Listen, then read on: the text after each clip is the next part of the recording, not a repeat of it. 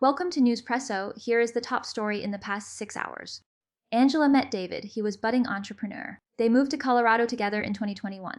For a short while, everything seemed to be going in their favor. David's crypto holdings surged. The couple celebrated by spending freely. Treating the digital coins as if they were liquid, cash was spent. They lived a lifestyle that looked rich, but it was built entirely on the volatility of a single asset class. Soon after reality crashed, David cashed out $200,000 of his crypto. He used it to buy cars, gadgets, and fancy dinners.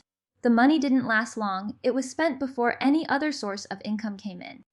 By the end of the year, they were deep in debt, and their only real asset was a two-bedroom house in Massachusetts, where they stayed with David's mother while they tried to regroup. On a podcast episode with Ramit Sethi, Angela opened up about the strain. "I'm at a 10 on the stress scale," she confessed, while David admitted his was only a 2 or 3. The conversation turned into a painful truth check. They had no savings beyond a few $1,000s, and their combined earnings of $118,000 were barely enough to cover living expenses once they factored in debt payments of $34,600 of $32,000. They had no housing costs, yet their bank account was a ticking time bomb. Sethi listened and then gave a straightforward diagnosis. First, the couple was not tracking where any of their money was going. Without a clear picture, they couldn't make informed decisions about spending, saving, or investing.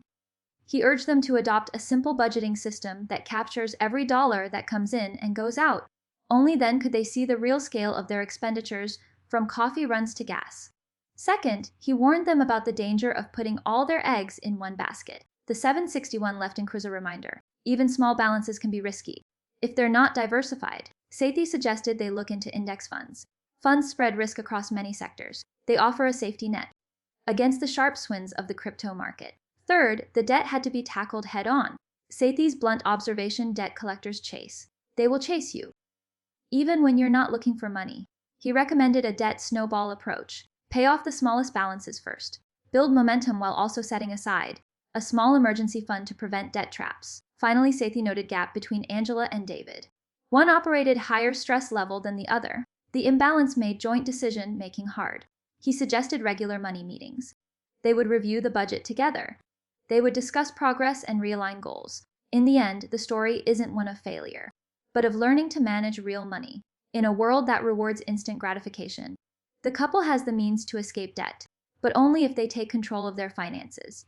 They must diversify their investments and keep a constant dialogue about money. The key point is clear: you can't buy a house. You can't retire unless you master budgeting. Debt repayment and investment diversification matter. Subscribe Newspresso. Never miss a major global headline.